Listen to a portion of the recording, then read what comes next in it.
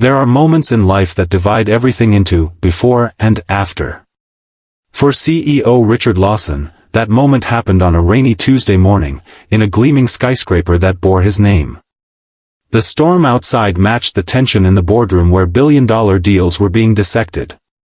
But just beyond the glass doors of that sleek, high-rise office, a life was unraveling. Maria Alvarez, a quiet cleaner who had worked in the building for 3 years without ever drawing attention, was hiding something beneath her uniform, bruises that told a story no one had asked to hear. That is, until Richard happened to look up and truly see her for the first time. What happened next would ripple through the entire company, shifting not just policies, but hearts. Folded hands. If you believe in kindness, second chances, and standing up for what's right, please take a moment to like this video, subscribe to Kindness Corner, and share your thoughts in the comments. Your support helps us keep telling stories that matter. Folded hands. Maria Alvarez was 26 years old and moved like someone trying not to be seen. She was always early, always efficient, and never spoke unless spoken to. People said she was shy, maybe even cold, but the truth was far more tragic. Behind that silence lived fear. Her nights were filled with shouts, slammed doors, and the echo of a man's fists against her ribs. Her boyfriend, Caleb, had once been charming. Now he was a ghost of that man, replaced by something cruel and unpredictable. But Maria didn't know how to leave. She had no family, few friends, and the job as a night cleaner at Lawson Enterprises was her only lifeline. Her body bore the cost of her silence, a fresh bruise on her cheekbone, fingerprints hidden under her sleeve, and eyes that avoided mirrors. Richard Lawson, on the other hand, was the opposite of invisible. At 38, he was one of the youngest self-made CEOs in the city, admired for his sharp instincts and relentless discipline. But his success came at a cost. Divorced, distant from his teenage daughter, and surrounded by people who only said what he wanted to hear, Richard had built his empire alone. He didn't see the cleaners. He didn't see the assistants. He didn't see anyone below the top floor. Until that morning. It began with a spilled coffee in the executive lounge. Richard had returned early from a client meeting and walked in just as Maria was cleaning up a mess left behind by a careless VP. She flinched when she saw him, her hand covering her cheek instinctively. And for a moment, their eyes met. Not the kind of glance that passes and is forgotten, but a stare that holds, lingers, and speaks. Her eyes were red. Not just from exhaustion. From something deeper. He noticed the purplish mark, faint but unmistakable. Bruises didn't lie. The memory of his own daughter crying after her mother's remarriage, the way he had dismissed her tears as just a phase, slammed into him. Something about Maria's silent suffering haunted him. He took a step forward, and she instinctively took one back. He raised his hands slowly, trying not to alarm her. "Who did this to you?" he wanted to ask, but the question felt too sharp, too soon. So instead, he did something completely out of character. He sat down. Maria stood frozen. No one, in 3 years, had ever spoken to her like she mattered.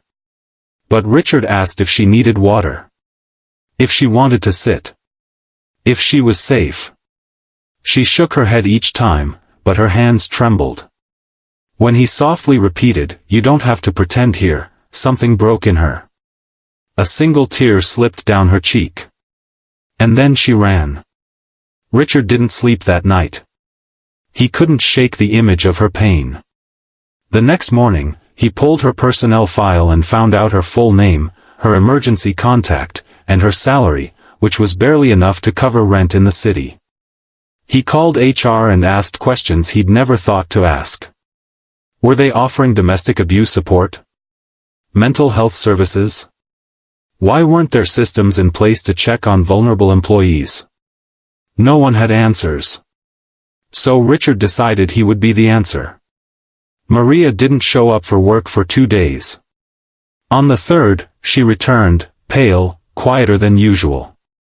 But something had changed. The receptionist greeted her with warmth.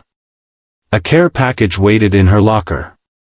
And later that evening, when she went to the janitor's closet, she found Richard sitting there, waiting. This time he didn't ask questions. He just handed her a card, one that included the number for a women's shelter, a legal advisor, and a therapist. "If you ever need to talk to someone other than me," he said gently, "they're here for you." Maria stared at the card, her fingers trembling. "Why?" she finally whispered. Richard didn't answer immediately. Then, his voice low and cracked, he said, "Because someone once told my daughter to stay quiet. And I've hated myself every day for not listening sooner." That night, Maria made a choice. Not to fix everything, but to take the first step. She called the shelter. She spoke to a counselor. And for the first time in a long time, she didn't feel alone. Richard quietly paid for her sessions. He personally signed off on her transfer to a daytime cleaning shift. And he began a silent campaign inside his own company, establishing policies that protected workers like Maria, introducing anonymous reporting lines, and mandating empathy training for upper management. Whispers spread in the building. The CEO was changing. He no longer brushed past janitors without a glance. He took time to sit with receptionists, baristas, and interns. And when a junior staffer faced harassment from her manager, it was Richard himself who escorted the man out of the building. People were stunned. The media called it a PR stunt. But those closest to him saw the difference, in his eyes, in his silence, in the way he now listened. Maria slowly healed. She filed for a restraining order. She moved into a shared apartment with other survivors. And one afternoon, after receiving her GED with the help of company-sponsored classes, she found a letter in her locker. It was from Richard. It read simply, "You are stronger than you know. When you're ready, there's a desk job waiting for you. No pressure. Just belief." 3 months later, Maria walked into the HR department with a smile on her face and hope in her step. She wore a soft lavender blouse, no longer hiding her arms. Her eyes were clear. Her posture, proud. And Richard, watching from the balcony above, felt something shift inside him again. Not pride. Not relief. But grace. Loudspeaker, if this story moved you, if Maria's courage or Richard's transformation touched your heart, please like this video, share it with someone who might need hope, and subscribe to Kindness Corner. Your support keeps these powerful stories alive. And remember, it takes only one act of kindness to change a life. Loudspeaker. Speech balloon, before you go, we have a special request. Comment below with a single word that represents what this story meant to you. Was it hope? Strength? Redemption? We'd love to hear from you. Speech balloon.